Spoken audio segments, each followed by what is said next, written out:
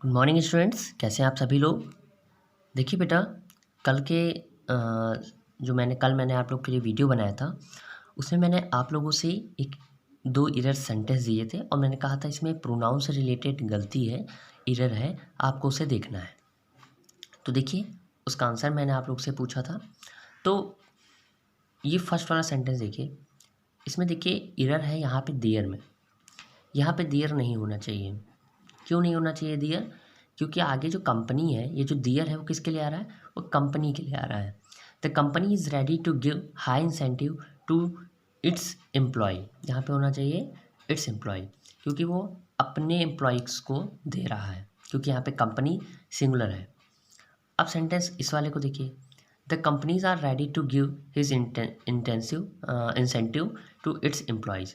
यहाँ पे इट्स नहीं होना चाहिए, यहाँ पे होना चाहिए दियर। यहाँ दियर क्यों होना चाहिए? क्योंकि यहाँ पे कंपनीज क्या है? प्लूरल है। जब प्लूरल होता है तो प्लूरल के साथ प्लूरल पजेसिव का यूज़ किया जाता है, जबकि यहाँ पे सिंगुलर है इसलिए सिंगुलर का यूज़ किया जाएगा। ओके, तो आगे बढ़ते हैं। आज हम लोग बात करने जा रहे हैं रेसिप्रोकल प्रोनाउन, एम्फैटिक प्रोनाउन और रिफ्लेक्सिव प्रोनाउन के बारे में। सबसे पहले हम लोग देखते हैं रेसिप्रोकल प्रोनाउन। बहुत ही छोटा टॉपिक है, आराम से आ जाएगा। देखिए, रेसिप्रोकल प्रोनाउन में केवल दो ही वर्ड हैं, एक ईच अदर, एक वन एनदर। ईच अदर का यूज़ दो के लिए किया जाता है और वन एनदर का यूज़ दो से ज़्यादा के लिए किया जाता है, यानी मोर देन टू के लिए किया जाता है। जैसे Ram and Shyam respect each other. Ram और श्याम एक दूसरे की रिस्पेक्ट करते हैं। तो यहाँ पे दो लोग हैं इसलिए ईच अदर। यहाँ पे देखिए, Ram Shyam and Mohit respected one another. यहाँ पे तीन लोग हैं इसलिए वन अनदर का यूज़ करेंगे। करेक्ट, बहुत ही आसान था रेसिप्रोकल प्रोनाउन।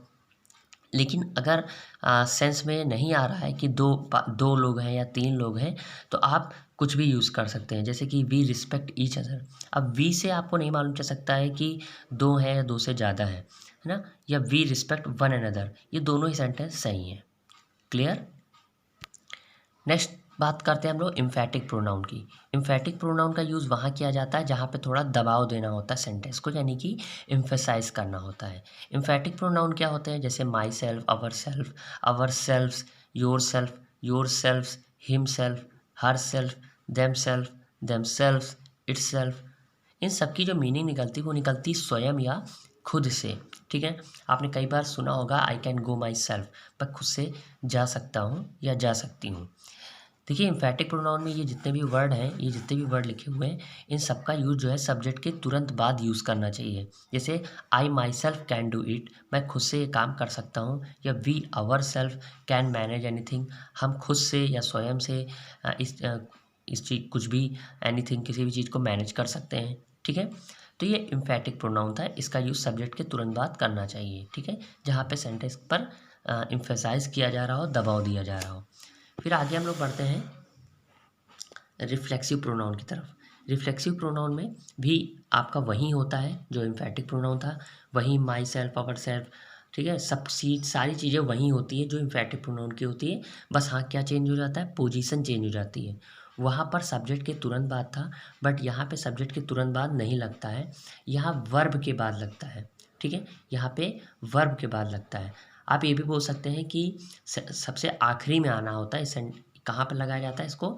आखिरी में कोशिश करी जाती है लगाने की। या आप ये बोल सकते हैं कि इसका यूज जो है वो ऑब्जेक्ट के तुरंत बाद होना चाहिए। कहाँ होना चाहिए? ऑब्जेक्ट के तुरंत बाद। यहाँ ऑब्जेक्ट के तुरंत बाद। अगर ऑब्जेक्ट नहीं आया तो भाई वर्ब के बाद हो जाएगा। क्लियर हुई बात? ऑब्जेक्ट के तुरंत बाद, या ऑब्जेक्ट नहीं आया तो वर्ब के बाद। अब इस सेंटेंस को देखिए और ढूंढिए क्या एरर है। जैसे लिखा है, in my view she can manage herself the program we can rely on her. कि मेरे पॉइंट ऑफ व्यू से, यानी इन माई व्यू, मेरे अनुसार वो खुद से प्रोग्राम को मैनेज कर सकती है। We can rely on her, हम उस पर विश्वास कर सकते हैं। अब इस सेंटेंस में देखिए, हर सेल्फ जो है उसकी पोजीशन क्या है? गलत है। क्यों गलत है भाई? यहाँ पे सी है, ठीक है, अच्छी बात है।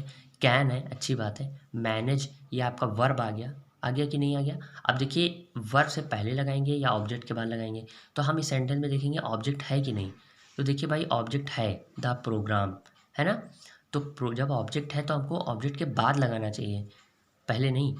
तो ये हर सेल्फ जो है वो यहाँ नहीं, बल्कि यहाँ होगा, क्योंकि ऑब्जेक्ट यहाँ पे है। जब ऑब्जेक्ट होगा तो हम ऑब्जेक्ट के बाद लगाएंगे, अगर ऑब्जेक्ट नहीं होगा तो हम वर्ब से के बाद हम लोग लगाएंगे। ओके।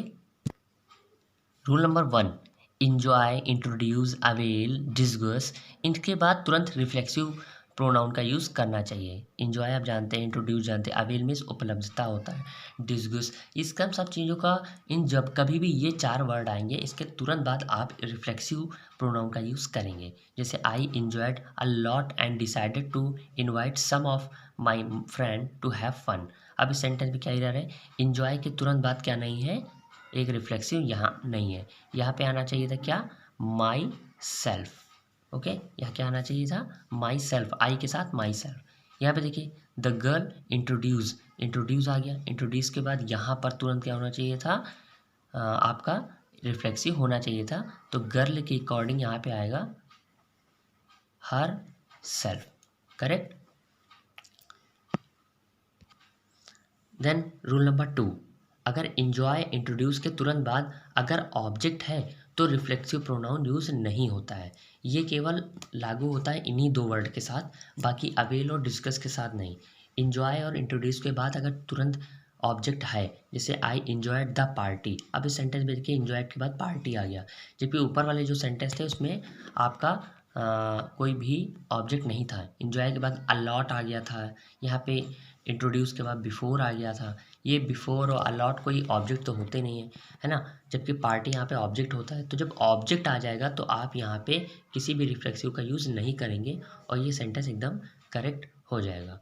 ओके, तो आई होप आपको आज के 3 छोटे छोटे से जो आपके प्रोनाउन थे वो आपको समझ में आए होंगे। Okay, good day.